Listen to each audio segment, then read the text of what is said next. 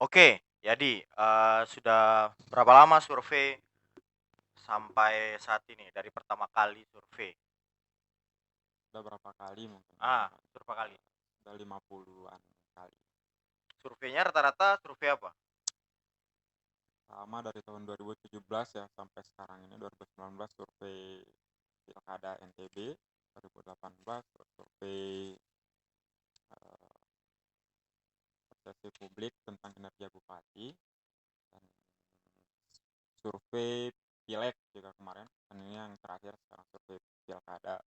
Pilkada ya? Ya, Berarti selain politik ada juga survei kinerja gitu ya, ya, kinerja ya. bupati. Oke, banyak orang yang nggak tahu proses survei, sampai ada yang mengatakan, survei ini asli apa enggak, kayak gitu. Sebenarnya seberapa kerumitan survei sampai mendapatkan sebuah angka yang kalau di beberapa tempat itu bisa dikatakan valid biasanya. Ya bukan di beberapa tempat sih, misalkan Hmm. kalau dimunculkan, kalau benar-benar turun survei itu valid dikatakan. Itu bagaimana penjelasannya secara detail? Oke, ini berarti di tataran metodologi ya. Hmm. Jadi proses survei itu ada cukup detail, bukan rumit ya. Ya memang gini prosedurnya ya. Pertama itu kita ada yang namanya proses metodologi, Hmm. bagaimana kita menentukan responden nanti, kemudian ada kuesioner, kemudian ada input dan analisis Hmm. data. Ini beberapa konsep dalam survei yang mesti ada. Nah, saya akan fokus ke ininya, metodologinya ya, karena berkaitan dengan responden. Di dalam metodologi itu teman-teman, ini adalah hal yang penting untuk kita bisa menentukan responden. Jadi yang pertama kita harus punya, tahu daftar pemilih tetap dulu ya, yang Hmm. menjadi objek kajian kita. Misal kalau di Sumbawa, ya Itu kita kalau pilkada, survei ya pilkada. kalau survei terkait pilkada ya kita harus punya, DPT ya, yang kita peroleh dari KPU. Nah setelah kita dapatkan DPT, kita, eee, melakukan proses penentuan sampel. Entah itu akan 1.200, 400, atau 800, itu sudah melalui proses-proses, yang runut ya. Pertama, ada namanya, multistage random sampling, kalau teman-teman saksikan, di beberapa rilis Ya, survei paling kami sering ya, sebelumnya, paling ya yang sering kita paling dengar paling lah. sering. Tapi itu sebenarnya, tidak mesti menggunakan multistage random sampling, ya ada biasanya juga yang menggunakan stratified random sampling, itu disesuaikan dengan kebutuhan ya si penelitinya atau lembaganya. Oke, lanjut lagi. Terus tadi setelah kita mendapatkan DPT tadi ya, kemudian kita mengenal juga beberapa istilah ya, sebelum kita mendapatkan angka 1.200 ini, ya jadi ada beberapa rumus yang bisa kita gunakan untuk mendapatkan angka tersebut. Pertama, ada menggunakan rumus Lovin juga biasanya, kemudian yang kedua itu ada tabel Morgan dan Kneji, ya jadi di situ kita sudah tahu sampel kisaran populasi atau DPT sejumlah 300 ribuan, nanti sudah di margin of error 95% sudah ada angka-angka tabel-tabel yang itu sudah, lazim digunakan di dunia akademisi seperti itu. Kemudian juga, nah dalam rumus itu nanti ada dikenal dengan istilah, tingkat heterogen dan homogenitas dari responden, jadi ada juga margin of error, kemudian tingkat kepercayaan. Nah ini suatu hal yang sangat penting untuk kita ketahui ya dalam menentukan jumlah responden berapa nantinya yang akan terpilih. Coba Nah satu-satu deh tadi dulu. oke, Heterogen. homogen dan Ya, heterogen ini homogen. maksudnya ini adalah heterogen ini tingkat keberagaman ya, karakteristik. Jadi untuk kita menggambarkan karakteristik sebuah, populasi ya, yang akan menjadi objek kajian kita. Nah, jadi indikatornya dalam kita menentukan apakah masyarakat ini heterogen apa homogen, nanti kita lihat dari faktor budaya, kemudian, tingkat pendidikan, terus agama, faktor status sosial, dan Suku. lain-lain. Jadi ya suku, jadi kita melihat keberagaman itu. Ada semakin dia beragam, nanti ada, kodenya itu, angkanya itu nilainya 0 sampai 1. Jadi Hmm. semakin dia heterogen, nanti semakin mendekati ke 1. Jadi Hmm. 0,5, 0,6, Oh, jadi 0,7 nol ini berarti koma semakin gitu ya heterogen, digunakan. ya. Jadi kalau semakin homogen itu berarti nanti menggunakan, mendekati ke nol gitu. Kemudian, eee, tingkat margin kepercayaan. of error ya, Oh ya. tingkat kepercayaan kita biasanya kalau penelitian sosial itu 95% Hmm. menggunakan tingkat kepercayaan Hmm. 95%. Dengan margin of error, ini beragam nanti margin of error-nya ada yang 5%, kemudian 3%, 2,6%. Ini bukan dibuat-buat ya, ini memang sudah pakemnya sudah ada Hmm. dalam panduannya kita melakukan Oke. itu, jadi kita bisa melakukan memilih yang mana sesuai dengan, Hmm. nanti ada pertimbangan waktu dan juga anggaran tentunya dalam melakukan survei tersebut. Margin of error itu adalah tingkat kesalahan ya yang dikehendaki oleh si peneliti gitu. Jadi ya seperti biasa kita ini kan level tataran manusiawi Iya. ya, jadi tidak ada suatu hal yang sangat sempurna untuk mendapatkan hasil tersebut. Nah, sehingga dari proses ini kita masukkan rumus tadi, kita memilihnya, barulah kita akan menemukan baik itu angka 400, 800, atau 1.200. Jadi semuanya beranjak dari situ. Nah, oke, sekarang kita sudah tentukan sampel misalnya Hmm. 1.200 ya, melalui Nah, itu loh. proses-proses yang detail Dapatkan tadi. angka 1.200 itu berarti dari harus tentukan homogen Ya, heterogen. homogen heterogen tadi, Kemudian kemudian tingkat tingkat kepercayaan. kepercayaan dan margin of Tingkat error-nya kepercayaan tadi. margin of error beda. Ya, Ya, berbeda. biasanya tingkat kepercayaan itu Mhm. berapa aja tadi? Tingkat kepercayaan ada yang 90%, 95%, sampai 99%. Oke. Nah, kalau yang 99 tuh biasanya di ilmu ini, scientific ini loh, Oh, biar yang sains-sains sangat-sangat itulah. mendekati. Iya, biar tingkat Oke. akurasinya itu kalau Hmm. orang-orang buat obat kan itu nggak mungkin Ya, melesetnya 90% berarti ya, kayak gitu. terakhir margin of Mhm. error yang paling sering kita dengar, ya. Iya Ya, iya. banyak yang bilang kalau margin of error kalau Mhm misalkan 5% gitu ya, berarti mhm. selisih di lapangan bisa jadi plus 5%, bisa minus lima Iya, persen. minus 5%. Jadi dia itu Ah, kalau kita melakukan survei, kalau semakin kecil margin of error-nya itu berarti tingkat akurasinya itu hmm. semakin tinggi, seperti itu. Demikian juga kalau semakin besar ya, kalau 5% dengan 2,3% itu lebih mendekati akurasinya itu 2,3% gitu, karena semakin kecil tingkat error-nya. Berarti semakin kecil tingkat errornya, Mhm. berarti populasinya pun semakin semakin besar. Iya, dia lebih banyak Oke. populasinya. Sehingga tingkat kesalahannya pun semakin kecil lah ya. Iya iya. Yang oke. Sip, sip. Dan itu untuk mendapatkan 1.200, Iya, itu 400, untuk 800 mendapatkan itu. ya Hmm. sampel secara keseluruhan ya. Kenapa kita harus menggunakan margin of error 5%, 2,6%, itu kapan? Kenapa harus menggunakan Nah, itu? itu kembali lagi tadi, kita menggunakan baik 5% Mhm. ataupun 2,3% itu ada beberapa hal yang menjadi Mmm. pertimbangan di situ ya, baik dari segi waktu tadi ya, Oh. kemudian juga anggaran yang penting, karena ini penelitian survei ini kan suatu hal yang sangat kompleks ya, nanti ada surveyor, ada yang harus terjun mencari responden, belum biaya akomodasi segala macam, ini suatu hal yang sangat-sangat mempertimbangkan biaya sih sebenarnya dan juga waktu tentunya dalam melakukan itu. Oh, maka kesimpulannya semakin kecil margin of error, tingkat kesalahannya ya tentunya semakin kecil gitu ya. Iya Kemudian, eee, karena kecil maka populasinya itu semakin besar ya, benar? Semakin besar populasi apa, sampelnya semakin mhm, besar, karena semakin besar bisa jadi waktunya semakin lama iya ya, dan biayanya bisa lebih mahal. iya Oke, berarti orang kalau cari yang lebih kecil berarti harus lebih mahal kayak gitu ya biayanya. iya. Oke, setelah dapat, sampel. Oke, jadi setelah kita dapatkan, kita ambil contoh 1.200 ya Mmm. tadi. Nah, kemudian angka 1.200 ini kan jumlah sampel secara keseluruhan di Kabupaten Sumbawa tersebut. Nah, kemudian bagaimana ini kita distribusikan atau kita bagikan Mhm. secara proporsional ya ke beberapa kecamatan, ke semua kecamatan yang ada di Sumbawa. Sumbawa itu kan punya 24 kecamatan ya, Mmm. dari Alas sampai, Tarano. ya Taranu. Mmm. Nah, kemudian dari 1.200 ini bagaimana cara kita membagikan ya sesuai porsinya.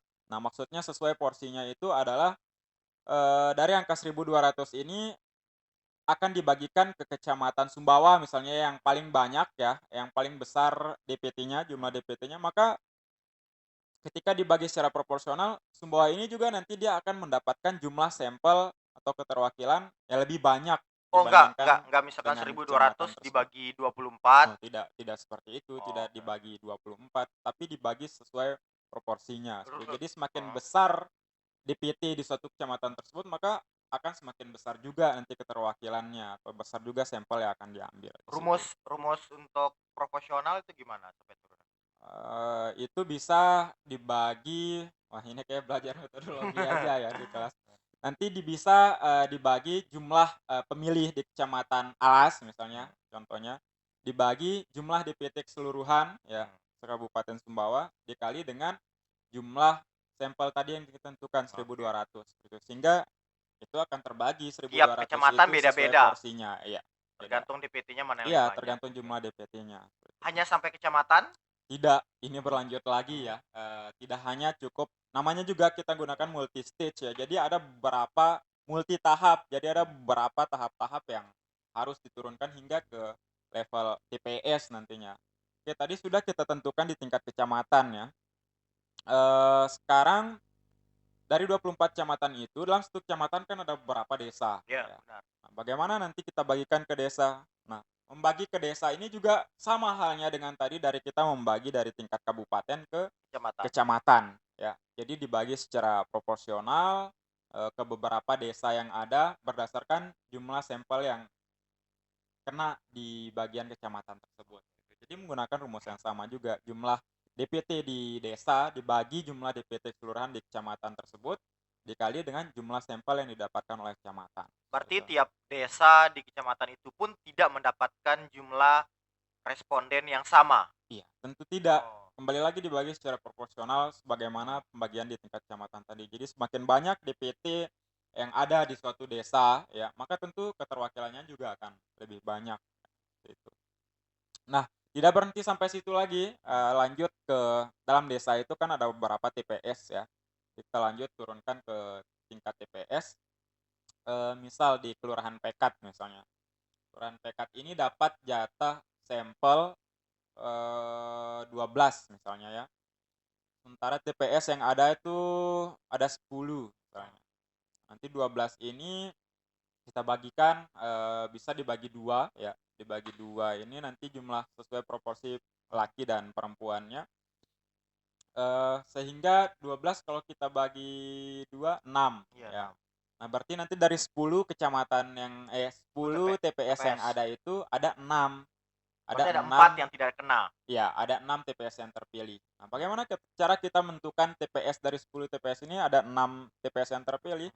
Nah ini tidak sembarang juga ya, ini kita biasanya gunakan metode Kiss-Grid namanya. Jadi metode Kiss-Grid ini untuk kita memperoleh sebuah angka acak ya, angka acak bagaimana kita memilih, TPS ya berdasarkan patokan angka-angka yang sudah muncul berdasarkan rumus Kiss-Grid tersebut. Nah, setelah dari TPS ya, tidak lagi berhenti di situ, lanjut lagi bagaimana sih dalam TPS itu kan ada beberapa orang Iya, ya, ada ada ratusan ratusan orang di orang situ, lah. bagaimana sih kita memilih, eee, Hanya 2 orang? 2 orang dalam satu TPS tersebut, eee, kita menggunakan rumus discrete tadi untuk membuat angka acak orang di situ. Jadi tidak kita memilih asal comot, "Oh, ini ada rumah keluarga saya di sebelah sini," misalnya, "Oh, ini." Nah inilah, yang akan membuat bias nanti kalau kita menggunakan pendekatan ini loh, feeling karena Feeling, ada kedekatan kita sama orang kita kenal di situ kita ngambil, ini akan buat bias hasil survei. Jadi semuanya random ya. Jadi acak semua orang yang ada di TPS itu memiliki peluang yang sama untuk terpilih sebagai responden, gitu. Jadi itu panjang juga ya? gambarannya.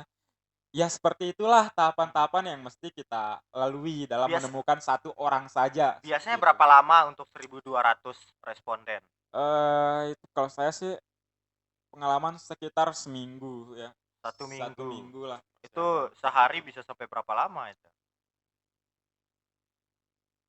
Sehari bisa sampai berapa lama, intinya persiapan segala macam tuh seminggu dari proses mulai Mhm. DPT, membuat rangka sampel, hingga menentukan, eee, orang yang akan Mhm. diwawancarai di lapangan, gitu. Setelah itu baru diwawancara oleh surveyor. Iya, setelah itu Surveyor. baru, pelatihan surveyor, barulah, turun ke lapangan untuk Hmm. diwawancarai, seperti itu. Tetapi gini loh, nggak semua masyarakat ya itu bisa dengan mudah menelaah, memahami ya, bahwa dengan 1.200 itu bisa mewakili misalkan DPT Sumbawa ya 337 sekian-sekian gitu. Kalau nggak salah 337 415 misalkan. Itu hanya diwakili oleh 1.200, bahkan ada lembaga survei menggunakan 400 saja gitu ya. Misalkan dengan margin of error lebih besar. Itu gimana lebih untuk mudah memahaminya itu seperti apa? Oke, ini pertanyaan yang sangat sangat sangat sering apalagi sebagai orang awam ya yang tidak, eee, yang belum belajar survei misalnya, tepatnya. Jadi ya tentu apakah dengan 400 atau 800 atau bahkan 1.200 ini bisa menggambarkan nggak sih keadaan bagaimana, perasaan atau pilihan dari orang-orang yang 300-an ribu tadi ya jumlah DPT Sumbawa. Nah ini pertanyaan yang sangat sering muncul di benak awam seperti itu. Nah, untuk menjawab ini saya punya sebuah analogi ya, ini analoginya tentang soto. Ah, Mas Hmm. suka makan soto ini ya, tahu Betul. soto? Jadi, ada satu bandang Itu soto harus ya, soto ya? nggak mesti ya sepat ataupun singang ya kalau di Sumbawa mungkin ada satu bandang misal Oke, soto soto atau deh, soto sepat atau ya. singang misalnya. Rombong, satu rombong. Satu rombong ya. Hmm. Kita mau tahu nih apakah, dalam satu rombong soto itu apakah enak atau tidak Ya. ya. Nah, untuk mengetahui itu tentu kita tidak mesti harus memakan satu rombong soto Ya. itu sampai habis ya. Satu rombong soto itu baru kemudian kita Untuk mengetahui apakah itu enak mengambil atau tidak. kesimpulan, "Oh ternyata setelah dimakan satu rombong ini enak ya." Itu jadi tidak perlu seperti itu. Jadi kita bisa mengambil, Satu mangkuk. satu mangkuk bahkan dengan satu mangkuk kecil pun itu bisa ya kita mengambil, kuah, kemudian kecap, daging, Daging. sesuai proporsinya. Nah, dengan kita mengambil Semangkuk lah. semangkuk saja, itu kita sudah bisa menyimpulkan bahwa soto Oke. yang ada dalam dandang itu rasanya enak atau tidak, seperti itu. Asalkan proporsional. Asalkan sesuai dengan, ya proporsinya, seperti itu. Heeh. Begitu juga dengan dunia sampel. Jadi ketika masyarakat Sumbawa yang 300 ribuan ya jumlahnya, ketika itu persebaran sampelnya, bagaimana metodologi tadi dalam kita meramu ya, ini ibarat kita meramu, racikan bumbu-bumbunya inilah, proses metodologi di sini. Jadi ketika pas sirap, pas anu, ya bumbu-bumbu ini, apa ya, menyatu dalam, porsi yang Hmm. pas, maka ini menghasilkan sebuah harmoni dan rasa yang bisa mewakili atau representatif dari apa yang ingin kita ketahui, seperti itu. Berarti kekuatan survei itu salah satunya yang paling kuat itu ada di sampel, bagaimana cara meramu sampel itu. Ya, tepat sekali. Ketika, salah metode sampelnya itu makanya apa-apa yang di dunia ilmiah kalau harus jelas Hmm. metodenya ya, kalau keliru di metode, nah ini apalagi persebaran sampelnya ini tidak sembarang ya. Kalau salah ya simpulannya nanti bisa bias kita dalam, mengambil keputusan seperti itu.